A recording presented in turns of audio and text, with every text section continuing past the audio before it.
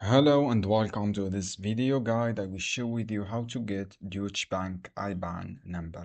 So friends, if you want to get your IBAN number, follow me on this video. Download this app on Google Play or App Store. When you download this app, you will see this page for app. This is the app.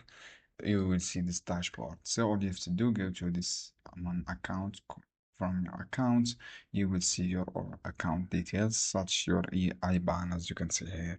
This is the first method. If you don't have any IBAN, go to your account number and go to this Deutsche Bank IBAN. Click the WISE option. This is for WISE. From here, calculate your IBAN, write your bank codes.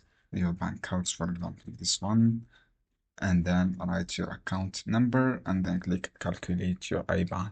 Copy your code and all bank codes and bank number from this app. When you download this app, click calculate your IBAN.